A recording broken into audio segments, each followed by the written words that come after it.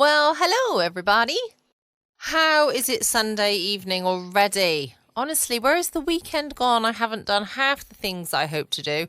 I procrastinate a lot at the weekend, it must be said. I think I'm so busy through the week that I just collapse and don't really want to do much, but I so have to, but I really haven't. I have made a lemon meringue pie today, though, because I've got my parents coming round for dinner very shortly.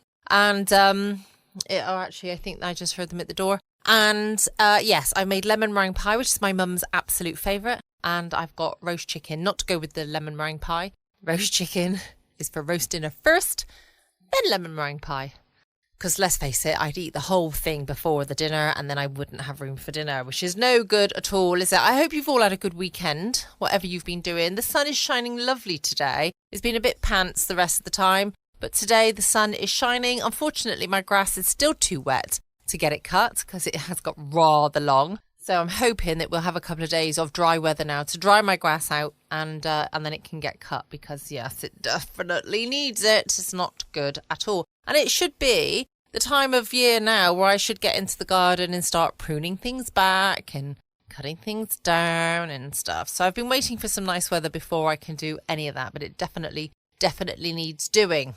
But like I say, I procrastinate on weekends, so who knows when it will get done? Not to worry. What do we have on a Sunday night? We have some mystery and adventure with Sherlock Holmes and Dr. Watson. This is an episode first broadcast on the 17th of February 1947, and it's the adventure of the haunted bagpipe. Of all the instruments to be haunted, you really wouldn't want it to be a bagpipe, would you? You know, if you had a haunted piano that was playing really nice melodies or a nice violin, as long as it was a nice violin, that would be beautiful. But of all the things to just play, a bagpipe would not be the one you want. Listen up and enjoy.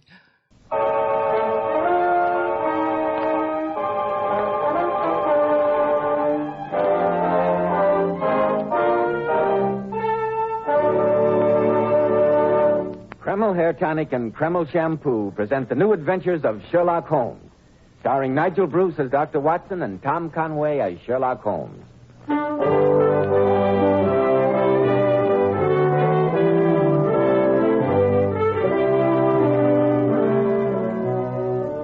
Now, here we are once more in Dr. Watson's study. And maybe we're not glad to get here.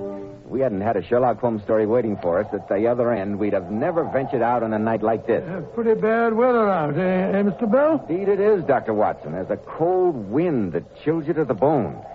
I had one hand holding my coat collar and the other holding my hat all the way over.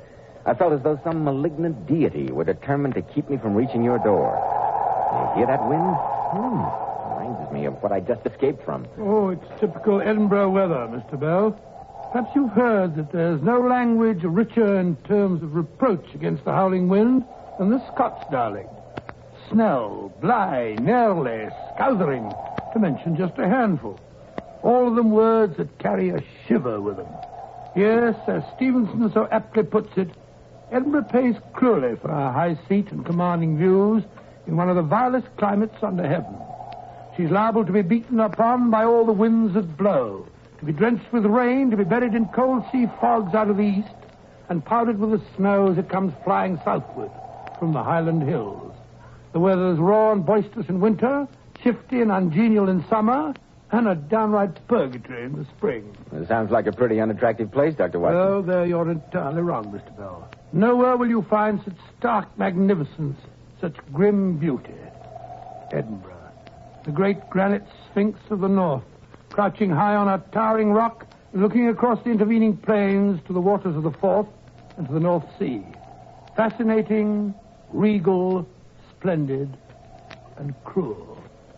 Yes, I think this is just the night to tell the story of the haunted bagpipes, one of the weirdest and most gruesome adventures that Holmes and I ever shared.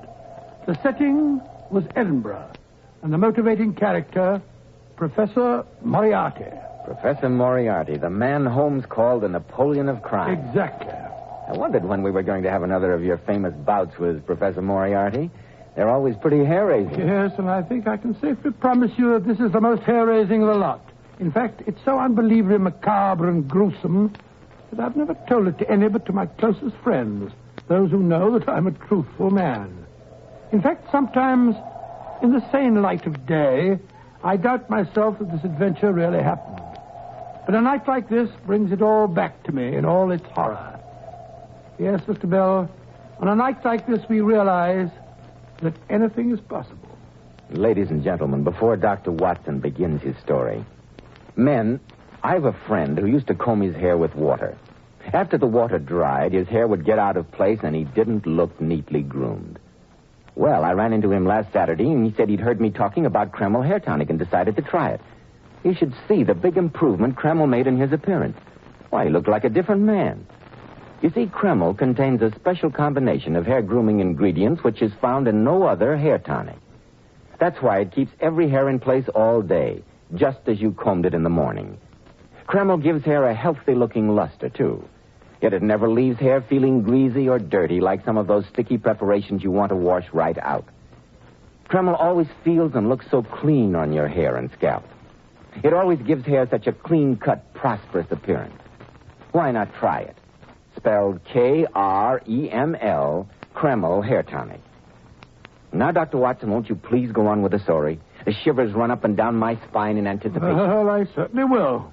As I look back on that particular visit to Edinburgh, it seems that a cold fear settled into the very marrow of my bones from the moment we got off the train late one winter afternoon and caught our first glimpse of Edinburgh Castle rising bleak and menacing out of a cloud of fog and rain. There it is, Watson, in all its austere majesty, Edinburgh Castle. Nice, impressive pile of stone. Nice and grim. No grimmer than its history, Watson. Part castle, part fortress, part prison. Wars have been plotted there. Dancing has lasted deep into the night. Murder has been done in its chambers. Oh, this is no time to stand here chatting. Let's get out in this confounded rain. Rain, Watson?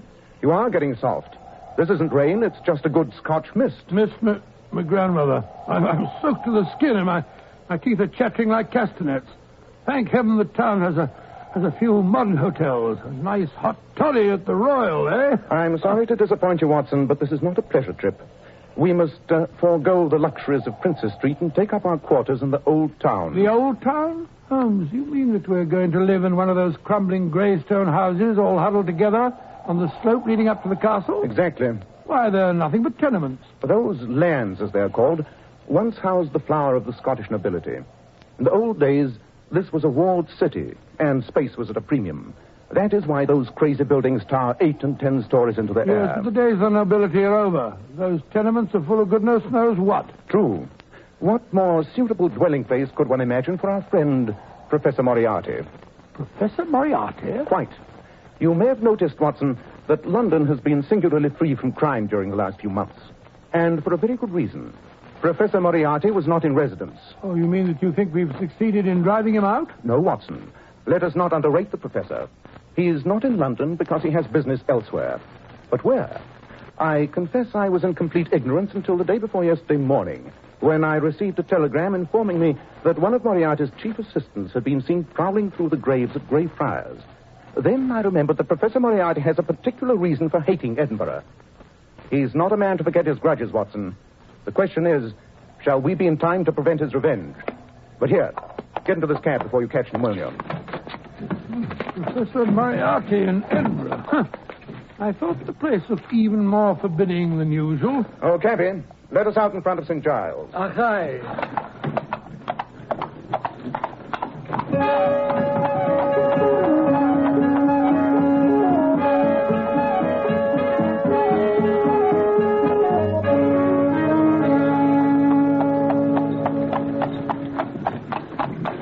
I say, Holmes, why St. Giles? You're not going in for sightseeing this time of day? No, Watson. We must go from there on by foot, I'm afraid.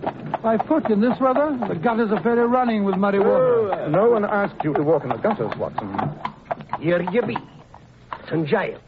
So it is. Come along, Watson. Good gracious me, in this rain.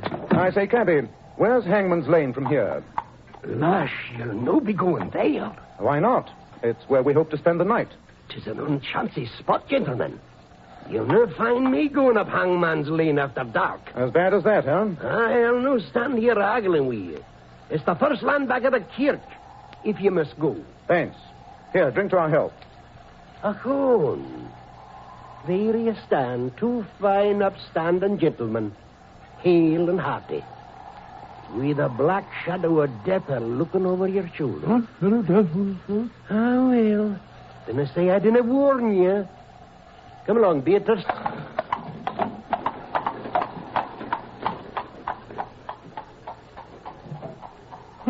Cheerful individual.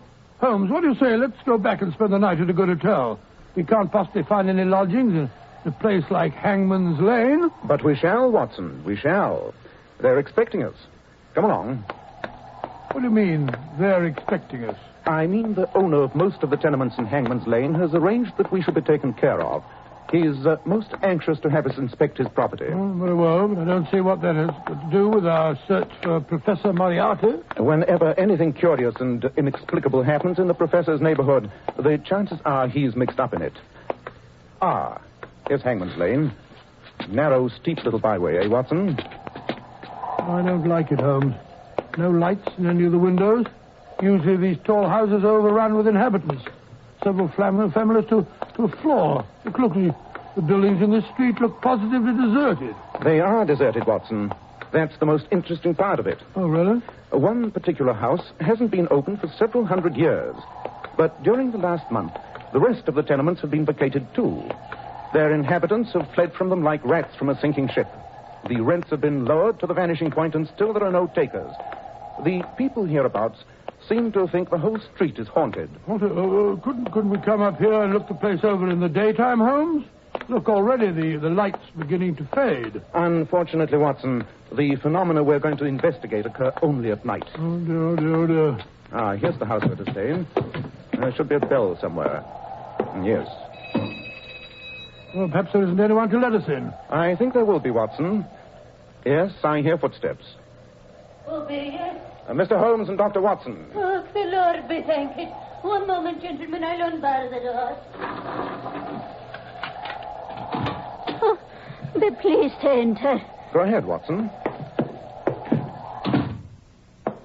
Good Lord, it's dark in here.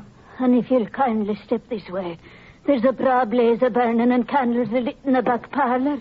I say. Go canny, gentlemen. This corridor is not so smooth as once it was. Yeah, so I discovered.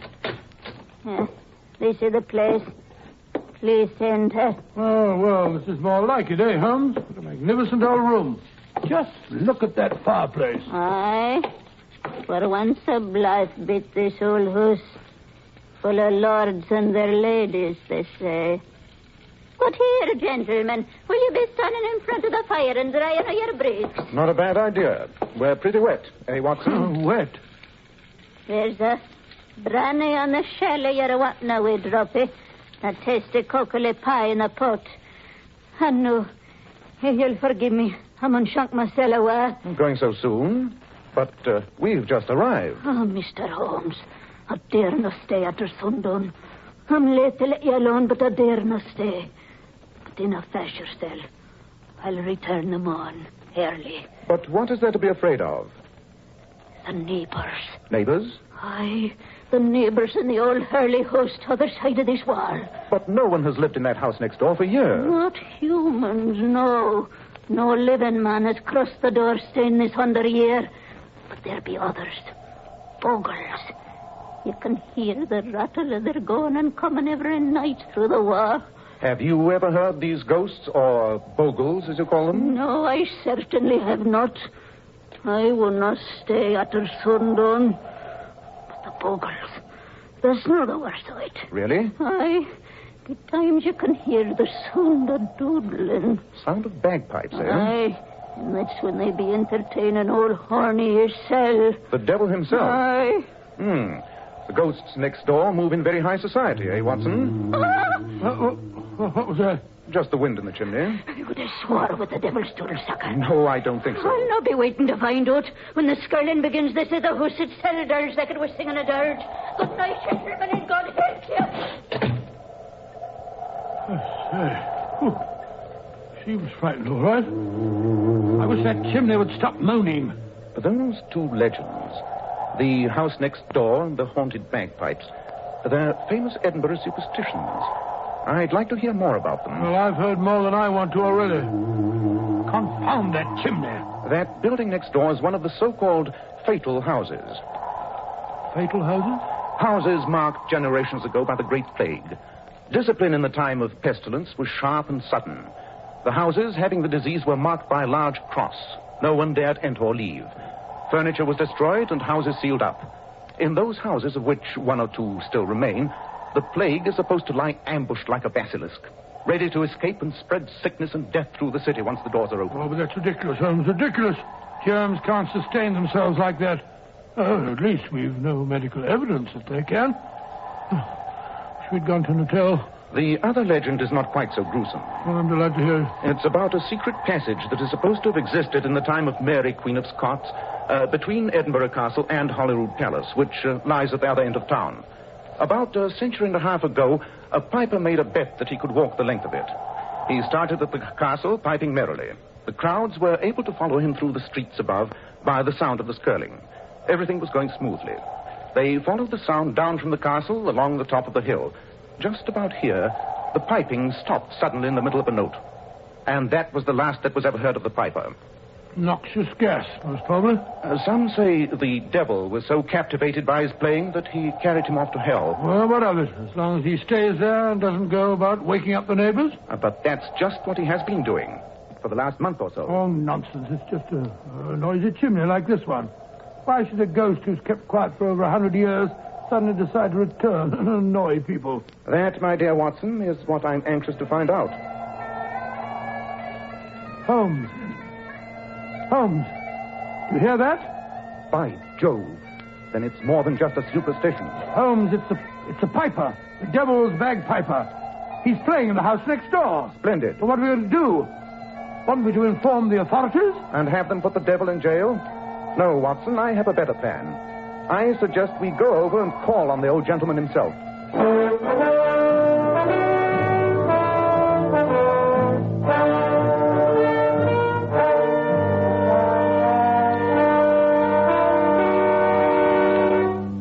In just a moment, we'll find out what Sherlock Holmes discovers in the mysterious house next door. Men, if you're wise, you'll start right away and take better care of the hair you've got. Remember, handsome, healthy-looking hair needs a hygienic scalp.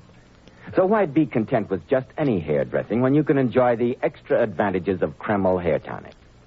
This highly specialized hair tonic goes in for modern, natural-looking hair grooming. It keeps hair perfectly groomed all day long, looking so neat and attractive, yet never gives hair that cheap, greasy patent leather look. But Kreml does lots more than keep hair looking handsome. Kreml is simply great to lubricate a dry scalp. And at the same time, it removes dandruff flakes and leaves the scalp feeling so alive and tingling. And if your hair breaks off and falls when you comb it because it's so dry, use Kreml, which actually helps condition hair in that it leaves it feeling so much softer and more pliable. And since Kreml is never sticky or gummy, and because it's such a nice, clean product, you can use it every day and your hair will always look its very best. Buy a bottle of Kreml at any drug counter. Ask for an application at your barber shop. Kreml, Kreml Hair Tonic.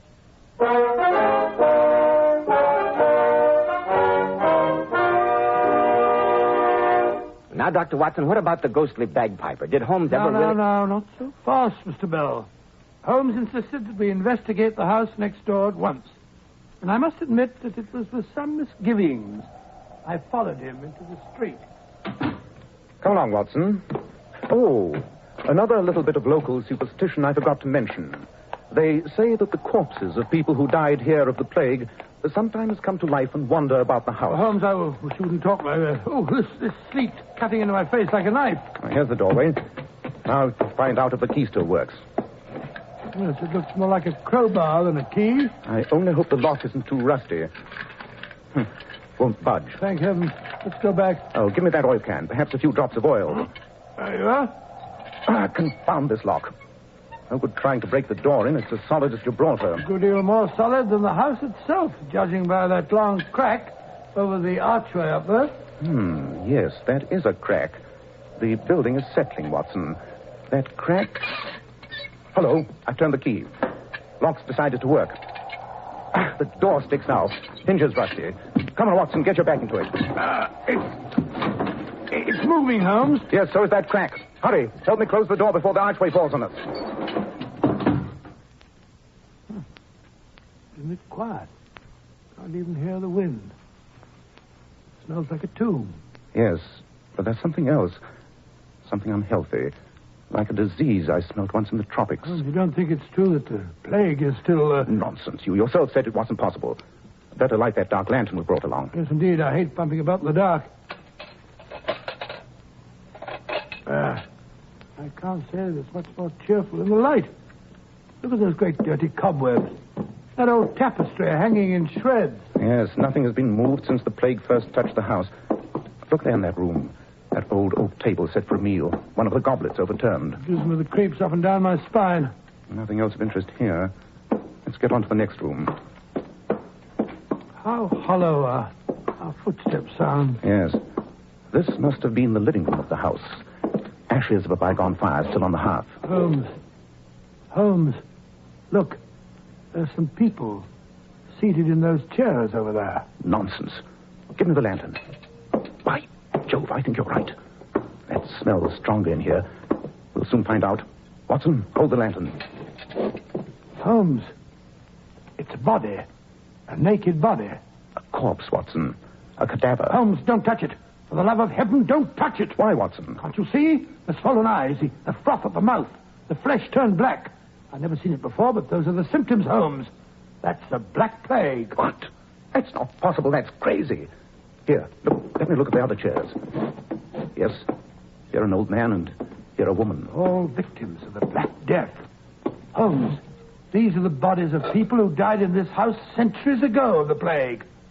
But they're not decayed. It's not possible. We must be going mad. Tell me quick, Watson. Did women do their hair with fringes at the time of the last plague? Fringes? Now I know that we're crazy. Quiet, Watson. Do you hear that? It's the devil coming with his piper. He's going to make him dance. The old woman was right. The house does vibrate to the sound of those pipes. He's coming, Holmes. He's coming.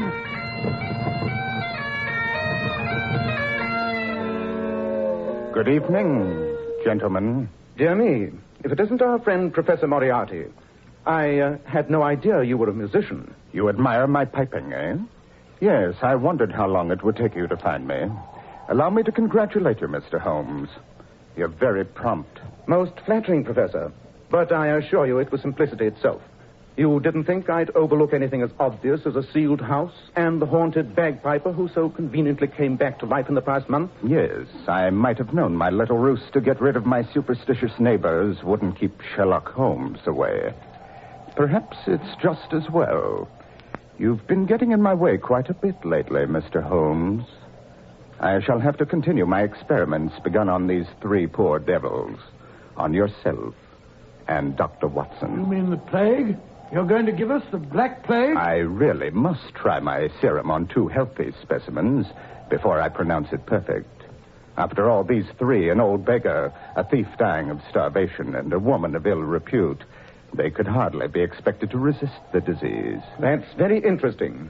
I was just assuring Dr. Watson that these corpses were quite recent because I was sure that women didn't wear fringes during the last pestilence. And Dr. Watson was afraid they might be victims of the original plague. But in a sense, he's right. The victims are recent, but they were killed by the germs of the original Black Death. Most amusing, isn't it? Fascinating. Tell me, how did you discover those germs? They were in this house. I found a nice little culture of them in a glass of calf's foot jelly, which was on the table in the front room. How they ever survived as long as this, I can't imagine. But here, gentlemen, come into my laboratory. I want to show you what I've done with them. Holmes, what shall we do? The Black Plague. It's a terrible thing. The man's mad. Humor him, Watson. Humor him. Oh, yes, shall I? Here we are, gentlemen. Quite a nice modern little outlay for such an ancient house. Yes, it is an ancient house, Professor. But here, this little test tube. It contains enough of the Black Plague to wipe out the entire city of Edinburgh. Yes, I rather thought that was your purpose. You've never forgotten how they drove you out at the time of the Burke and Hare scandal. You know about that? Quite. Your name wasn't Moriarty then, huh? What of it? You were Dr. Knox's young assistant at the time. Together, you were carrying on some exciting experiments. Yes, Mr. Holmes. Experiments that might have saved the world a great deal of suffering. But you were short of cadavers. It wasn't you, by any chance, who suggested to Burke and Hare, those two body snatchers, that a body did not have to be legally dead to be acceptable? Well, what if I did? They only killed the refuse of the city. Beggars, scum. Quite. But they met the hangman nonetheless. Aye, the fools. What price the death of a few when we might have discovered a cure that would have saved all humanity? Humanity. Bah, I hate it. Ever since then, I'd sworn I'd get revenge on humanity, and the law-abiding citizens of Edinburgh in particular. And now, the time has come. Tomorrow, the contents of this test tube will spread destruction throughout the city. But in the meantime, you, Mr. Holmes, and you, Dr. Watson, you know too much.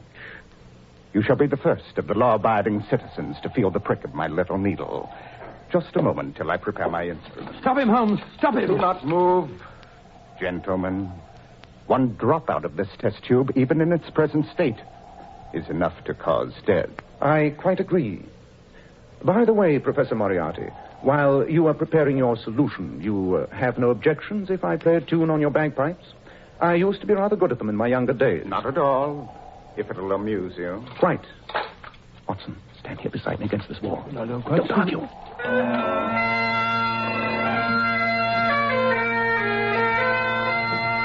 Holmes, the house. It's vibrating. I can feel the wall quiver. That's the note that does it. Hold on there. You're shaking the house. The foundations. I can hear them cracking. Look out, man. You'll bring the house down. Oh, that's what we intend to do. The walls. I've got to get out of here. We can't. The front door's blocked. The secret passage in the basement. If I can reach it in time. Holmes, he's dropped the test tube. It's spreading across the floor. Watson, step back into the fireplace. Hurry.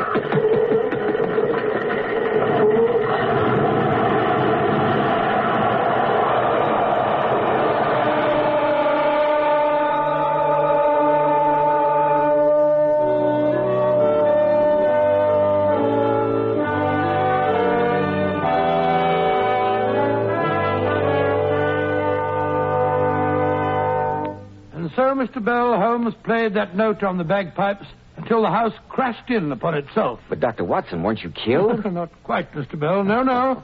Holmes had deduced from that crack above the front door that the house was weak. And he also guessed which way it would fall if it did cave in. The wall that we were standing against and the fireplace alone were left standing. If you've seen any ruined castles, Mr. Bell, you'll notice how frequently that seems to happen. And Professor Moriarty, did he escape? Unfortunately, he did, Mr. Bell.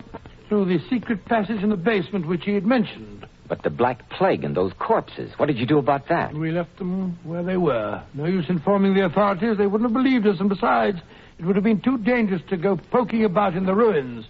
No, Holmes simply poured the spirits from our lantern on the old rafters and started a fire. The wood was as dry as tinder, and there was quite a blaze. Welcome back. I hope you enjoyed that latest episode of Sherlock Holmes with the haunted bagpipe. Dear, oh dear. I will be back again tomorrow evening from 6 p.m. GMT for some more fabulous stories. And of course, tomorrow night is that Detective Sam Spade, indeed. Don't forget to check out my podcast page at patreon.com/Foxy After Dark. Can't wait to catch up with you tomorrow night. Same time, same place. In the meantime, as always, stay safe. Always be kind. Love you all.